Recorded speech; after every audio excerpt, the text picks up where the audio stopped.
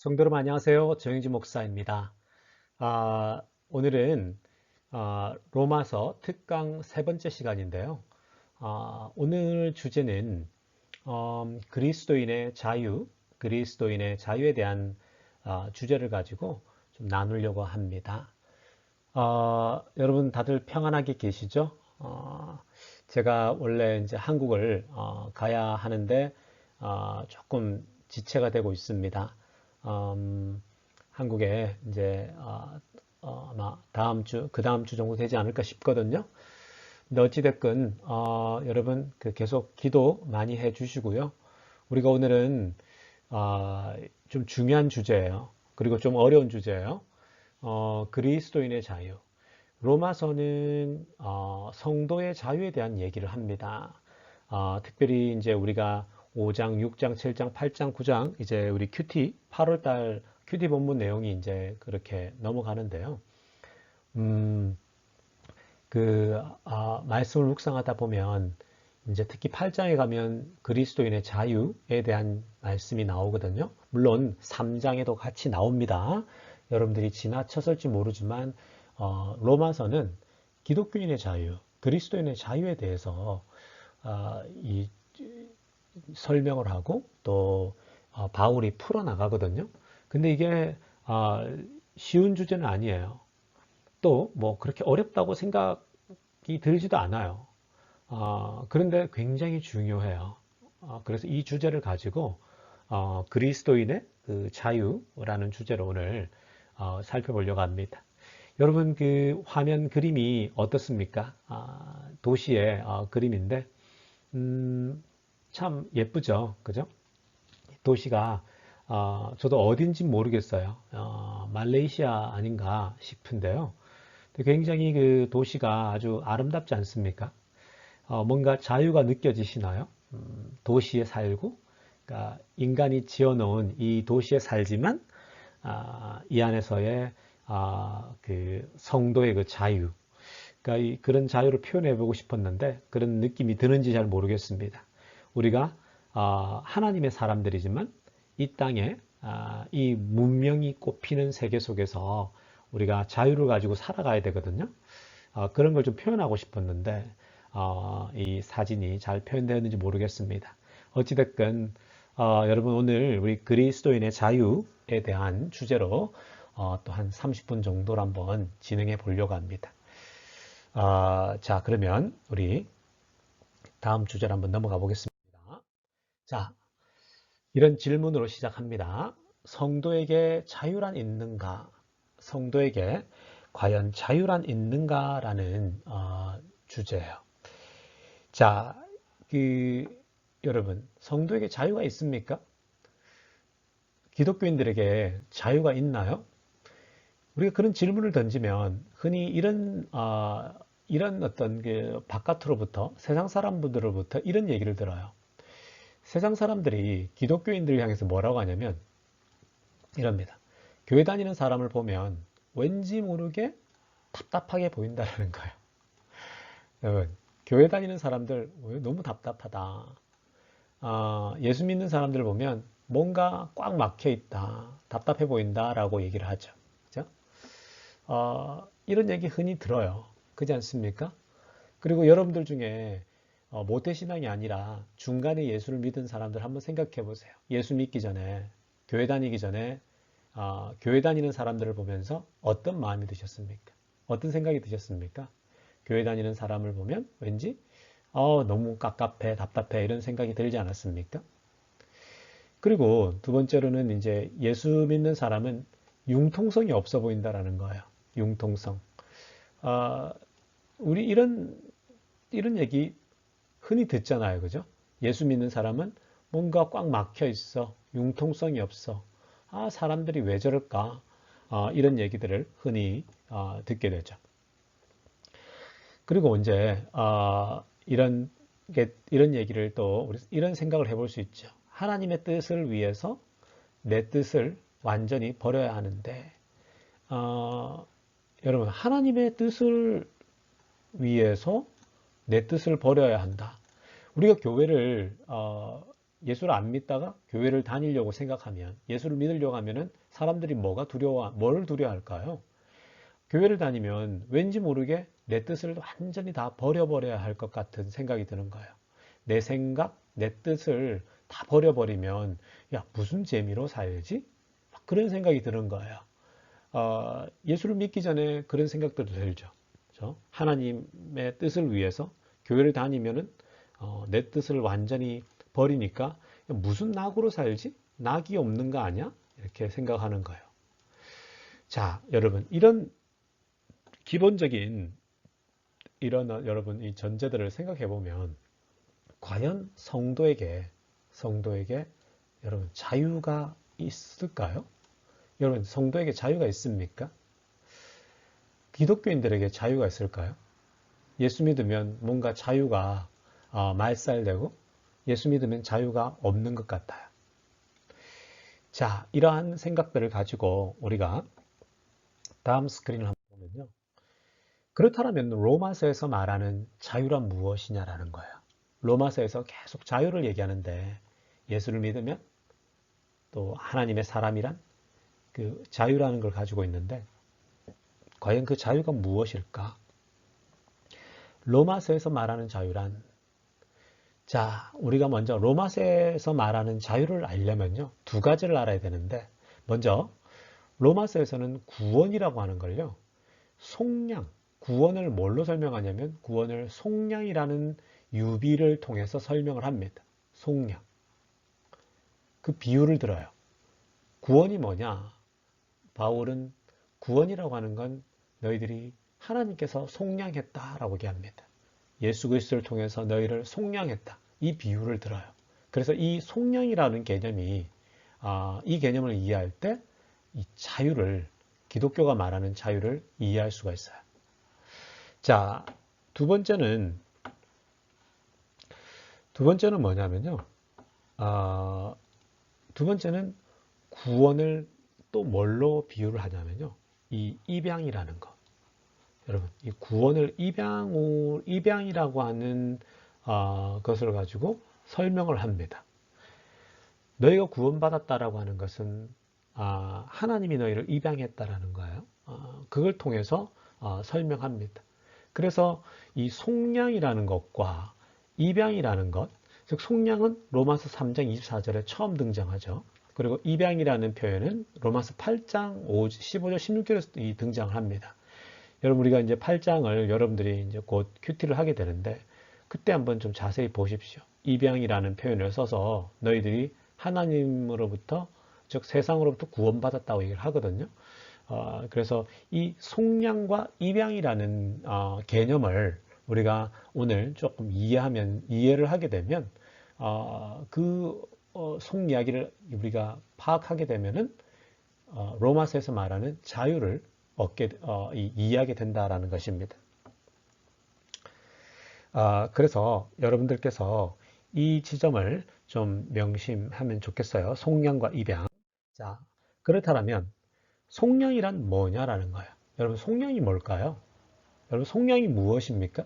좀 어려운 말이죠. 속량.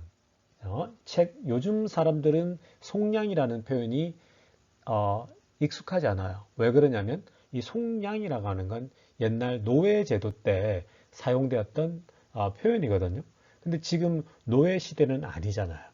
지금 노예 시대가 아니라 조선 시대나 이 옛날 시대에 특히 이제 이 1세기 때 그죠? 2세기 때 여전히 로마 시대 때는 이 종의 제도가 있었잖아요. 그죠? 그래서 성경에도 종에 대한 이야기가 많이 나오지 않습니까? 그 성경이 1세기 때의 1, 2세기 초기 작품이다 보니까 당연히 그 당시 문화를 성경이 그대로 활용하는 거죠. 하나님이 그걸 이용해서 설명하는 거예요. 자, 속량. 여러분, 속량이란 무엇인가? 이 노예의 주인에게 속전을 지불하는 거예요. 즉, 돈을 주는 거예요. 이 노예가 가령, 노예가 그 처음 주인이 샀을 때 얼마냐면은 가령 1,000만 원이라고 생각합시다. 노예를 살 때 주인이 1,000만 원을 주고 샀으면 이제 그 1,000만 원을 주고, 그죠? 1,000만 원을 주고 지불하고 노예를 다시 사오는 거예요. 그러니까 이 주인이 볼 때 이 노예가 쓸모가 없거나 또 노예가 이제는 다른 노예를 바꾸고 싶을 때 다른 사람에게 넘길 수 있거든요. 근데 넘길 때 자기가 산 값을 받아야 될 거 아니에요. 그죠? 그러니까 속량이란 뭐냐? 노예의 주인에게 속전을 지불하고 즉 돈을 주고 노예를 다시 사오는 것입니다. 노예를 다시 사오는 것. 이게 바로 속량이 된다라는 거예요. 자, 이게 먼저 속량이라는 것을 좀 여러분들 기억하시고요. 자, 그렇게 되면 어떻게 됩니까? 노예의 주인이 바뀌게 되죠. 자, 하나님께서 속전을 주고 돈을 주고 노예를 샀다라고 하거든요. 그러면 노예의 주인이 정영진의 노예의 주인이 옛날 이 노예가 있는데요. 정영진의 노예였는데 하나님께서 정영진에게 돈을 주고 이 노예를 사오는 거예요. 그러면 주인이 바뀌게 되죠. 그럼 주인은 누가 되냐면 하나님이 되는 거죠. 그죠? 결국은 주인은 누가 되냐면은 하나님이 된다라는 겁니다. 그 속량이라고 할 때, 구원받았다고 할 때 속량을 쓰거든요. 너희의 구원은 하나님이 너희를 속량했다. 너희의 죄를 속량했다. 라고 하잖아요. 예수 그리스도께서 피값을 치러서, 그죠? 너희 죄를 속량했다. 다 갚았다라고 얘기하는 거거든요. 그러니까 속량. 우리를 구원하실 때 속량했다라는 거죠. 즉, 속량이 됐다란 말은 결국은 주인이 바뀌게 되었다. 주인은 바로 하나님이 이제 우리의 주인이 되었다라고 볼 수가 있는 거예요. 하나님이 우리 주인이지 이제 다른 것이 우리의 주인이 아니다라는 것이죠. 자, 이런 점을 또 여러분들이 기억하시고요. 말씀드렸던 것처럼 결국은 성경은 이런 표현을 씁니다. 이제는 너희들이 죄의 종, 또 과거의 종이 아니라 죄의 종이 아니라는 거예요. 세상의 종이 아니라 하나님의 종이 되었다. 그리고 또 어떤 표현을 쓰냐면 의의 종이다라고 합니다. 즉 의의 종이라고 하는 것과 이제 의로운 종이 되었다고 하는 것이고 또 그 말은 결국 하나님의 종이 되었다라는 거예요. 여러분, 이전에는요, 여러분들이 죄의 종이 되었어. 죄의 종이었는데, 그리고 세상의 종이었어요. 이전에는 이렇게 죄의 종이었고 세상의 종이었는데, 이제는 하나님이 그것을 값을 주고 여러분들을 샀기 때문에 어떤 종이 된다고요? 하나님의 종, 의의 종이 된다라는 거예요. 그래서 속량이라고 하는 것은 하나님께서 돈을 주고 여러분들을 사셔서 노예의 주인이 바뀌게 되고 그러니까 주인은 하나님이 되고 이제 우리는 하나님의 종, 의의 종이 되었다라는 겁니다. 의의 종, 여러분. 우리가 과연 의의 종이라고 부름받을 수 있을까요? 여러분, 어떻게 의의 종이 될 수 있겠습니까? 하나님이 우리를 값을 주고 샀기 때문에 의의 종이 되는 것입니다. 자, 이렇게 구원이라고 하는 것을 설명할 때 로마서는 이 속량이라는 표현을 쓰더라는 거예요. 그래서 이 개념을 좀 이해하시면 좋겠습니다. 자, 두 번째는 입양이라는 개념을 씁니다. 입양. 우리가 구원을 얘기할 때 이제 8장에 가면 입양이라는 표현을 쓰거든요. 이 입양이라는 게 뭐예요, 여러분? 영어로는 adoption이죠. 그죠? 받아들이는 거예요. adopt 하는 거예요. 입양이라는 표현을 쓸 때요. 종살이 하던 사람을, 즉, 누구의 종이었던 사람, 종살이 그죠? 하던 사람을 입양했다라고 하는 거예요. 로마서 8장 15절, 16절에서는요, 입양이라는 표현을 쓸 때 종살이와 비교를 합니다. 즉, 종살이. 너희가 종이었는데, 이전에는 정말 자유가 없는 종이었는데, 종이 자유가 없잖아요, 여러분. 종이, 그죠? 종이 자유가 없어요. 너희들은 종살이 하던 사람을 내가 너희를 입양했다. 라고 얘기를 합니다. 이 개념이 참 중요해요. 입양. 하나님이 우리를 입양했대요.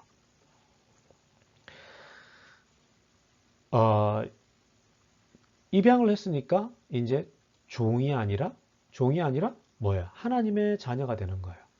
입양이 되니까 이제는 너희가 종이 아니라 하나님의 자녀가 되는 것이죠.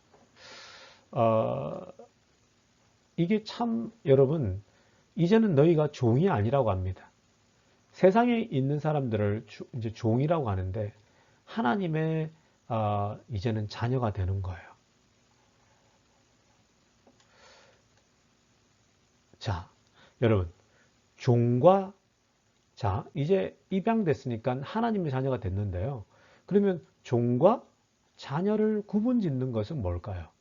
종과 자녀를 구분짓는 것은 자유예요. 자유. 자, 여러분 지금 이 두 가지에서요. 조금 디테일하게 설명하면 여러분들을 하나님을 믿기 전에 사람을 뭐라고 하냐면 종이래요. 종. 여러분들이 예수 믿기 전에는 여러분들이 자유롭게 사셨잖아요. 그런데 성경은 뭐라고 하냐면 여러분들을 보고 예수 믿기 전에 사람들을 향해서 종이라고 얘기합니다. 여러분 한번 생각해 보세요. 처음 우리 스크린에서 설명했을 때 교회 다니는 사람을 향해서 보면서 우리가 뭐라고 했습니까? 답답하다. 자유가 없다고 생각했는데 로마서는 뭐라고 하냐면요. 오히려 너희들이 하나님의 자녀가 되기 전에 너희들은 종이었다고 얘기합니다. 오히려 성경은 거꾸로 주장을 하죠. 너희가 하나님의 자녀가 되기 전에 너희는 종이었다라고 합니다. 오히려 너희가 하나님의 자녀가 된 것이 진짜 자유가 있다라고 얘기를 하는 거예요. 완전 반대를 얘기하죠. 여러분. 그래서 여러분들 이게 좀 헷갈리고 어려울 수 있다라는 주제라는 거예요. 자, 다시 한번 리피트 해보면요. 성경은 뭐라고 하냐면 예수 믿기 전, 즉 구원받기 전의 상태를 뭐라고 하냐? 너희들은 종이었다. 어떤 종이었겠어요, 여러분? 성경은 무슨 종이라고 그러냐면요. 이것을 죄의 종이었다. 죄의 종이라고 합니다. 죄의 종. 너희들은 하나님의 자녀가 되기 전에 죄의 지배 아래 있었다고 얘기합니다. 죄의 지배 아래. 여러분, 죄의 지배 아래 있었다라는 거예요. 죄의 지배 아래. 너희들의 그 상태가 하나님을 알기 전에 너희들의 상태는 죄의 지배 아래에 있었다. 즉 그래서 죄의 종이었다라는 거예요. 그런데 하나님께서 너희들을 입양하니까 이제 하나님의 자녀가 되었다라는 것입니다. 하나님의 자녀. 그런데 종과 자녀를 구분짓는 것은 자유예요. 자, 여기서 참 재미난 얘기가 있죠. 죄 아래에 있었던 사람들을 종이라고 하는데, 종과 하나님의 입양됐으니까 하나님의 자녀가 된 거죠. 자녀의 차이가 뭐예요? 결국 자유인 거예요. 여러분 한번 생각해 보세요. 누군가의 종이었다. 종의 자녀는 뭐예요? 즉, 아버지가 누구 집의 종이면 자녀도 종이 되는 거죠. 그럼 뭐가 되는 겁니까? 평생 그냥 종은 자유가 없어요. 주인이 하라는 대로, 주인이 시키는 대로 해야 되는 거예요. 얼마나 여러분 이 자유가 없는 것입니까? 그러니까 여러분 하나님의 구원을 받기 전에, 하나님의 자녀가 되기 전에, 예수 믿기 전에 여러분들의 상태는 자유가 굉장히 많은 것 같지만 결국 죄의 지배 아래 있기 때문에 결국은 죄에 의해서 컨트롤되고 죄에 의해서 여러분들이 묶여 있다라는 거예요. 그런 사람들을 향해서 하나님은 너희들은 종이다. 죄의 지배 아래 있다. 죄의 종이다라고 얘기를 하는 거예요. 근데 이 사람들은 자기가 자유가 많다고 생각하죠. 내가 내 마음대로 할 수 있다고 생각하니까. 그런데 성경이 말하고 하는 것은 뭐냐? 종과 죄의 자녀가 있는데 이 종과 자녀를 구분짓는 것은 뭐다? 결국은 자유가 된다라는 것입니다. 자유가 된다라는 거예요. 그래서 여러분 이 종과 자녀를 구분짓는 것은 결국은 자유라는 거예요. 여러분 자녀를 한번 생각해 보세요. 자녀들 보시면 여러분들 자녀를 한번 생각해 보세요. 제가 제 아이를 예를 들면 제가 딸이 있고 아들이 있잖아요. 여러분 이 자녀라고 하는 것이 얼마나 큰 자유가 있냐면요. 여러분 자녀들이 한번 생각해 보시면 저희 아들이 있는데 제가 아들에게 제 생각대로 제 의지대로 자녀를만 끌고 가지 않아요. 아이가 나이가 들면 들수록 더 그래요. 자녀에게 여러분 뭐가 있습니까? 자유가 있죠. 자녀는 아버지의 뜻을 완전히 따라야 되느냐? 꼭 그렇지는 않아요. 자녀는 아버지와 상의 의견을 나누고 얘기를 하는 가운데 자녀 뜻대로 자녀가 자유가 있는 거예요.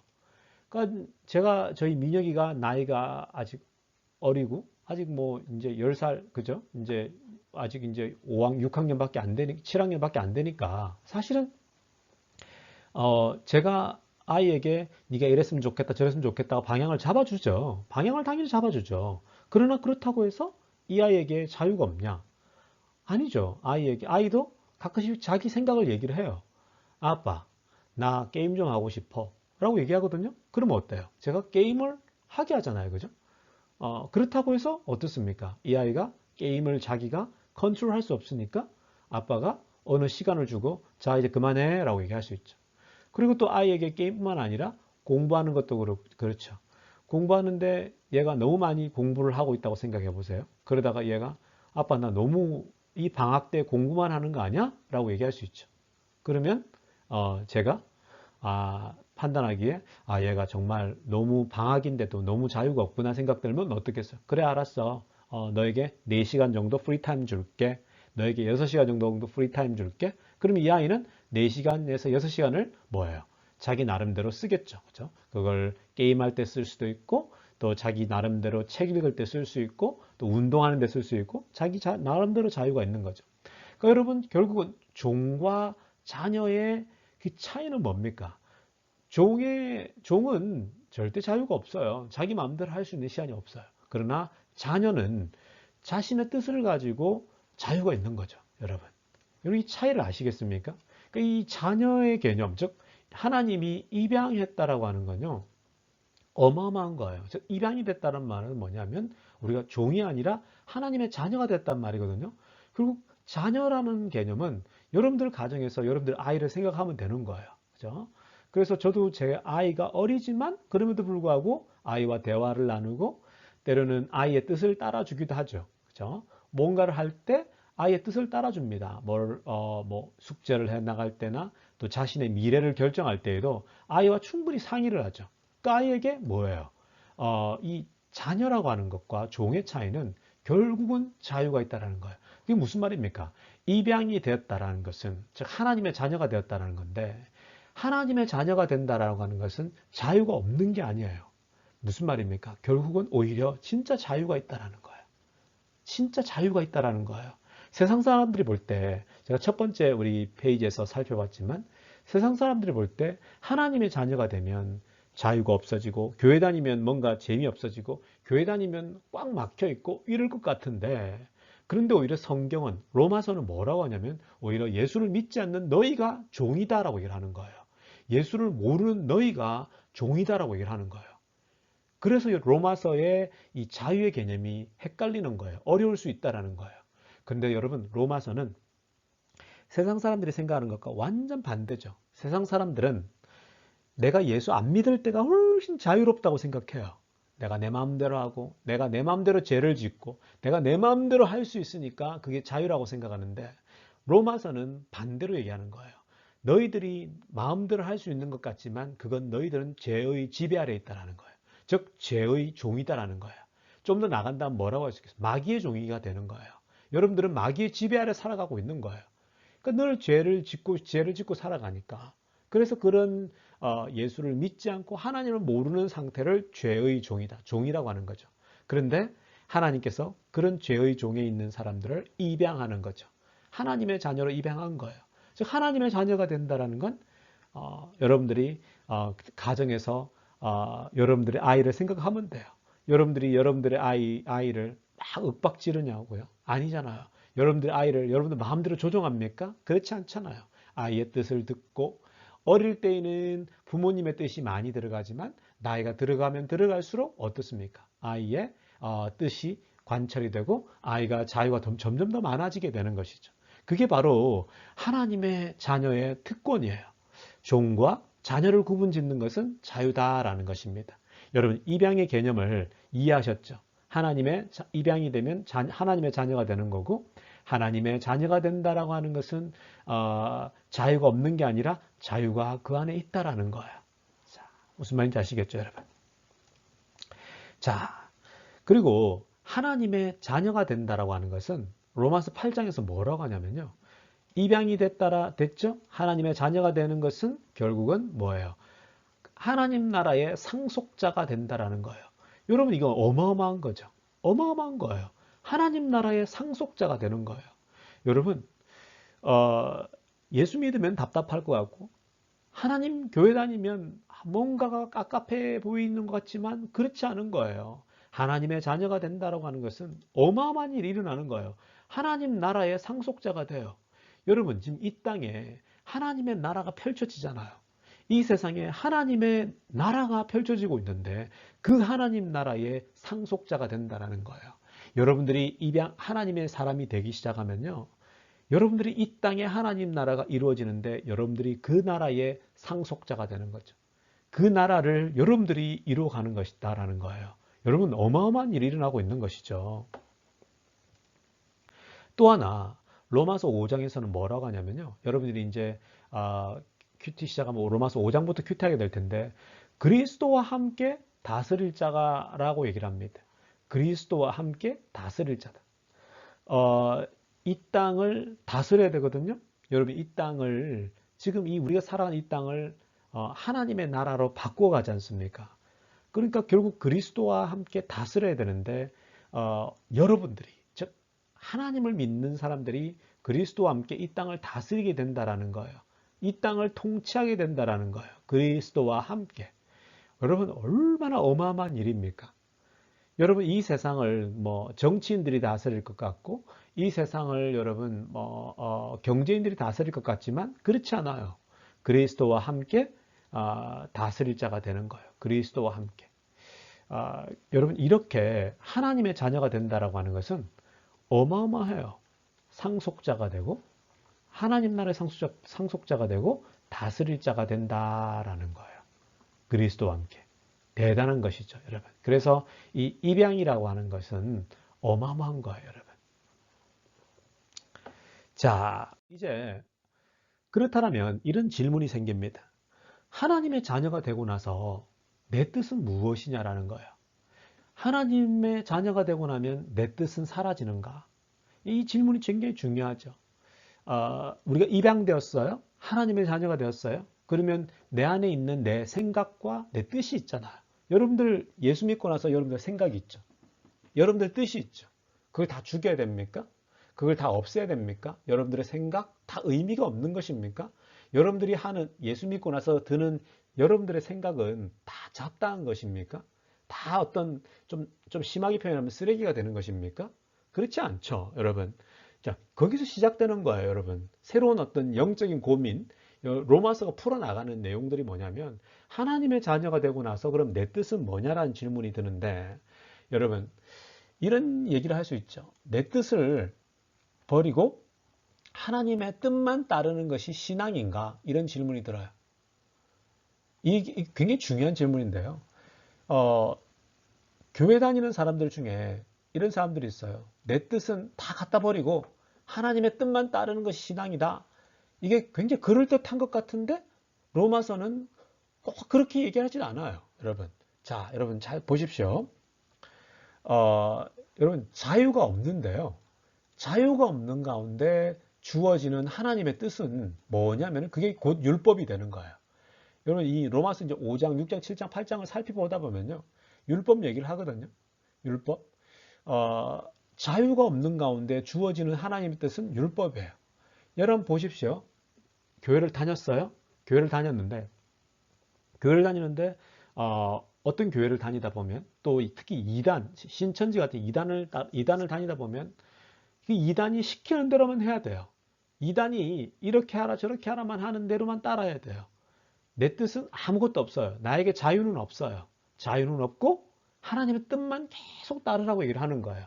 그건 뭐가 되냐면요. 이 로마서는 율법이라고 얘기를 합니다. 즉 율법을 하나하나 다 지켜야지 내가 구원받는다라고 생각하는 거예요. 그게 무슨 말이냐면요. 유대인들을 예를 듭니다. 유대인들이 당시에 율법, 유대인들이 율법을 막 지키려고 했잖아요. 그 율법이 그 구약 성경도 그렇고 이들이 또 만들어 놓은 율법들이 있죠. 어마어마한 율법들이 있어요. 막 수백 개가 되잖아요. 그 자잘하게 하나하나를 다 따라야 되는 거예요. 다 지켜야 되는 거예요. 근데 여러분 그것을 다 지킬 수가 있습니까? 여러분들이 다 지킬 수 있나요? 못 지거든요. 여러분 그 많은 율법들을 여러분들이 하나하나 다 지켜야 된다면 여러분 살 수 없어요. 절대 살 수가 없거든요. 그러니까 뭐예요, 여러분? 거기에 자유가 없는 거예요. 여러분들에게 자유가 없는 거죠. 자유가 없이 주어지는 하나님 뜻은 율법이 되는 거죠. 그러면 어떻게 됩니까, 여러분? 그럼 어떻게 되냐면요. 자유와 개성이 사라져 버려요. 여러분들의 자유와 개성은 사라지고 뭐만 남냐면요. 결국은 죄책감만 남아요. 즉 뭐냐면 교회 다니는데 예수를 믿는데 자꾸만 죄책감만 생겨요. 왜요?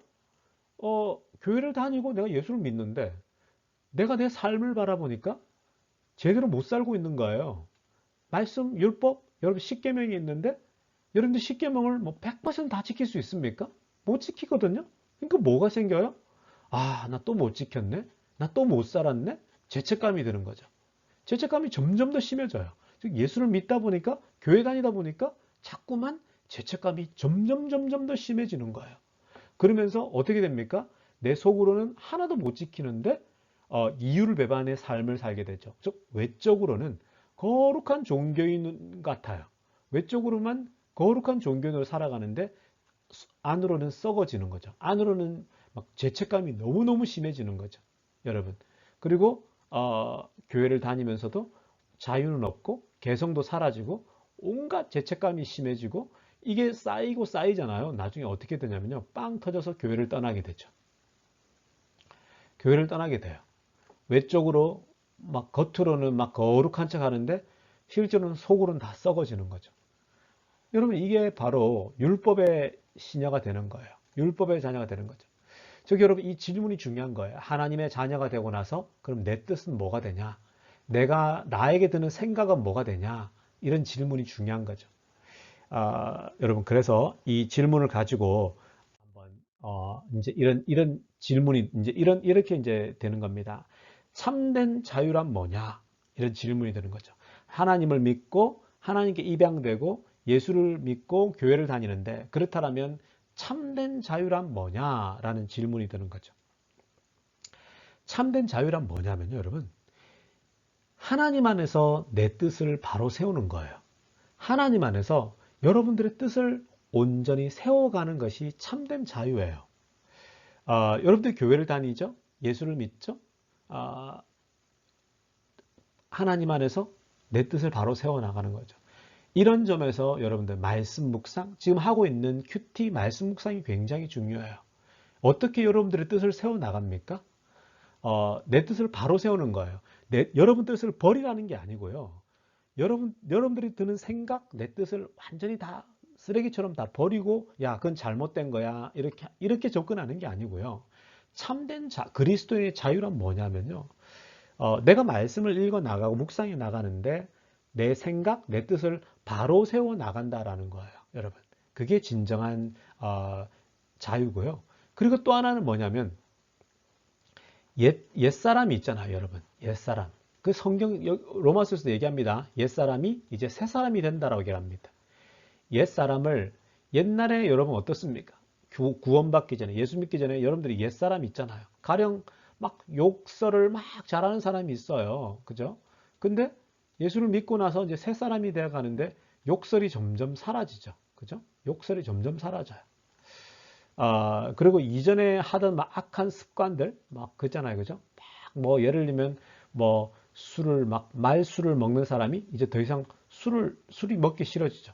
담배 피는 사람이 자꾸 이제 담배가 안 펴지는 거예요. 꼭 여러분 뭐 담배 안 피는 것이 뭐 꼭 구원의 조건이다 이렇게 얘기하는 게 아니고요. 뭔가 삶이 조금씩 바뀌어가는 거예요. 계속해서. 옛사람이 이제 새사람이 되어가는 것이죠. 그리고 또 하나는 뭐냐면 이제 왜곡된 자아죠. 여러분 왜곡된 자아가 건강한 자아로 바뀌어 나가는 거예요. 참된 자유란 뭐냐면요. 왜곡된 자아란 뭐냐면요. 이런 거예요. 어릴 때 여러분 막 부모에게 학대받은 사람들 있잖아요. 그죠? 부모님께 막 학대받은 사람들, 부모가 술을 막 마셔가지고 맨날 술 취하면 아이를 때리는 사람들이 있잖아요. 그죠? 그러다 보면 아이는 어때요? 어릴 때 막 자아가 비틀어지겠죠. 뒤틀려지겠죠. 왜냐면 부모에게 계속 맞고 자란 아이는 이제 아이가 어떻게 되겠습니까? 자아가 막 뒤틀리겠죠. 막 성격이 난폭하다거나 다른 사람들에게 다시 폭력을 하는 사람이거나 범죄를 막 심하게 짓는다거나 이렇게 바뀔 수 있거든요. 그런데 예수를 믿고 하나님을 알아가면서 건강한 자아로 바뀌어지겠죠. 자아가 굉장히 건강해져요, 여러분. 이게 바로 참된 자유인 거죠. 참된 자유. 참된 자유란 뭐냐면 계속 바뀌어가는 거예요. 내가 또 내 안에 있는 뜻을 바로 세워 나가는 것이죠. 그러니까 여러분들의 생각이 항상 옳은 건 아니잖아요. 바뀌어가는 거죠. 아까 여러분 우리가 하나님의 자녀가 될 때 입양되면은 뭐예요? 하나님과 나 사이에 내 뜻을 완전히 버리는 건 아니지만 하나님께서 너 이렇게 하는 건 어때? 라고 했을 때 부모님 생각이 더 맞을 수가 있거든요. 그러면 뭐예요? 자녀는 부모님 뜻을 따라가는 거죠. 그렇다고 해서 하나님의 자녀가 여러분 하나님의 자녀가 어떻습니까? 그냥 종처럼 내 자유가 없는 게 아니죠. 아빠 얘기할 수 있는 거거든요. 아빠 나 이렇게 좀 하고 싶은데 어때요? 이러면 아빠가 볼 때 괜찮으면 뭐예요? 오케이 괜찮네 라고 아빠가 받아주죠. 그러니까 여러분 이 뭐예요? 말씀 묵상을 그래서 말씀 묵상이 중요한 거예요. 말씀 묵상을 하다 보면 어떤 대화가 일어나거든요. 말씀을 읽다 보면은 하나님과 자꾸 대화가 일어나요. 하나님의 말씀을 묵상하다 보니까 뜻이 나에게 오죠. 그러면서 내 생각이 바뀌어가면서 동시에 하나님 말씀을 자꾸 묵상하다 보면 나에게 드는 생각이 이제 여러분 이게 하나님의 뜻과 맞아지는 거예요. 그래서 하나님 제가 이번에 이렇게 한번 해보고 싶은데요. 그러면 하나님이 보실 때 오케이 하면은 이 뜻이 그냥 진행되는 거예요. 여러분. 그래서 여러분 이 사이의 긴장 관계를 보시겠습니까? 완전히 율법의 종이 된 게 아니고 나에게 자유가 없는 게 아니라 하나님과 나 사이에 이 관계가 있는 거죠. 그죠? 왜곡된 자가 바뀌어가면서 이제 건강한 자를 갖는 것이죠. 자, 여러분 이 차이를 아시겠죠? 자, 그렇다면 이제 마지막인데요. 진정한 자유인의 모습, 진정한 자유의 이상적인 모습은 뭘까? 성경이 이것을 제시하고 있어요. 진정한 자유의 이상적인 모습, 아이디어란 모습은 뭘까? 뭐냐면요. 여러분, 타락 이전의 에덴 동산이에요. 타락 이전의 에덴 동산. 상상이 되십니까? 아담이죠. 아담이 타락하기 전에 그 에덴 동산의 모습이 진정한 자유의 이상적인 모습이다라는 거예요. 자, 한번 보십시오. 여러분, 타락 이전에 아담의 모습은 어땠냐? 먹고 싶은 대로 먹었죠. 아담은 먹고 싶은 대로 먹었어요, 여러분. 또 가고 싶은 대로 갔어요. 아담은 가고 싶은 대로 갔다고요. 또 하고 싶은 대로 했어요. 근데 너무 놀랍게도 그것이 하나님의 원하시는 일이었어요. That's what God wants. 하나님이 원했던 거죠. That is what God Adams to do. 하나님께서 아담에게 원했던 거예요. 타락 이전의 아담의 모습은 먹고 싶은 대로 먹었어요. 자고 싶은 대로 잤어요. 가고 싶은 대로 갔어요. 여러분, 하고 싶은 대로 했어요. 여러분, 이게 어떤 거예요? 오늘날 따지면 이거 뭐지? 이거 너무 막 가는 거 아니야? 라고 생각할 수 있는 거잖아요. 그죠? 이 모습이 어떤 모습이에요? 마치 예수 믿기 전에 우리의 모습과 같잖아요. 먹고 싶은 대로 먹었고, 가고 싶은 대로 갔고, 하고 싶은 대로 했어요. 그런데 아담의 타락하기 전에 이 모습은요, 먹고 싶은 대로 먹고, 가고 싶은 대로 가고, 하고 싶은 대로 하는 것이 하나님이 원하시는 모습이었어요. 아담이 그렇게 살기를 원했어요. 자유롭게. 아담이 그렇게 자유롭게 살기를 원했다고요. 여러분, 이게 지금 이해가 되십니까? 이게 원래 하나님이 원하는 모습이라고요, 여러분. 자, 이 모습은 어떤 모습이냐? 결국은 하나님의 뜻과 내 뜻이 완전히 일치된 모습이죠. 즉, 아담이 죄를 짓기 전에는 내 뜻과 하나님의 뜻이 완전히 일치한 상태예요. 그러니까 아담이 하고 싶은 대로 하면 됐던 거예요. 그죠? 자, 결국은 진정한 자유의 이상적인 모습은 타락하기 전에 이 아담의 모습인데요. 우리의 구원은 뭐냐? 우리의 구원을 이뤄가라 그러잖아요. 구원은 뭐냐? 우리의 구원은 이 온전한 자유를 향해 가는 과정에 있다라는 거예요, 여러분. 우리의 구원이라고 하는 건 이 온전한 자유를 향해, 그죠? 내 뜻과 하나님의 뜻이 일치해 가는 그 온전한 과정에 나아가는 과정 속에 있다라는 겁니다. 우리의 구원을 이뤄간다라는 것이 뭐냐면요, 여러분, 여러분들이 성숙해가고 이걸 마치 이렇게 생각하시면 돼요. 우리 민혁이가 지금 10살인데 아빠가 이렇게 하고 저렇게 하고 방향을 잡아주잖아요. 그죠? 이게 아빠의 말씀을 가지고 얘기해 주잖아요. 우리가 하나님 말씀이 될 수 있는 거죠. 이 바뀌어가는 아이는 아빠의 뜻에 따라서 자라가는 거죠. 그죠? 그런데 이 아이가 대학생이 됩니다. 그리고 이제 큽니다. 그럼 어때요? 이 아이가 자기 뜻대로 이제 살아가잖아요. 그죠? 아빠는 그걸 볼 때 흐뭇해 하잖아요. 아빠가 화를 내는 게 아니라 어때요? 아, 얘가 장성했구나. 이제는 자기가 자기 뜻대로 살아갈 수 있구나라고 생각을 하잖아요. 그죠? 여러분. 그러니까 여러분, 이게 재밌죠?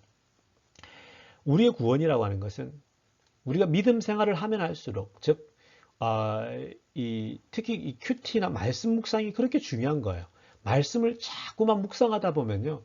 말씀을 매일매일 묵상하다 보면 여러분들의 생각이 하나님을 닮아가겠어요? 안 닮아가겠어요? 자꾸 닮아가겠죠. 말씀을 계속 묵상하다 보면요. 여러분들의 뜻, 생각이 이제는 하나님이 그 뜻대로 하기를 원하세요. 그래서 어떤 분들은 어때요? 말씀 묵상하다가 나 선교사 할래? 이러면 하나님 뭐예요? 내 거 하는 거예요. 그래 해라 하는 거죠. 말씀을 묵상하다 보면 어떤 사람은 어때요? 하나님 나 회사를 운영해서요. 회사를 이끌어서 하나님 이 돈을 벌어서 내가 하나님 나라를 이루고 싶어요. 하나님이 볼 때 너 회사 이룰 만하다. 해! 하는 거예요. 이 뜻이 뭐예요? 사람이 가지고 있는 뜻이 하나님 뜻이 되는 거예요. 또 어떤 사람은 하나님 제가 열심히 돈 벌어 가지고요. 교회를 제 평생에 한 10개는 세워보고 싶어요. 10개요. 그래? 야, 그 비전 좋다. 한번 해봐라. 라고 할 수 있는 거죠.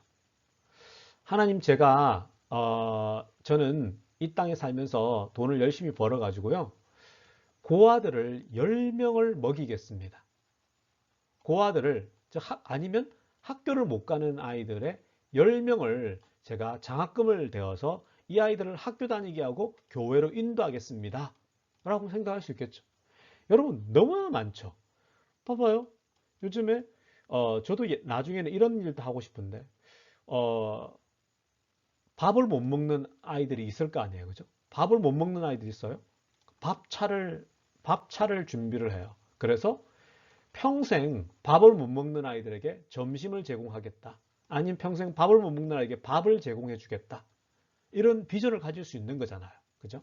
이게 선교거든요.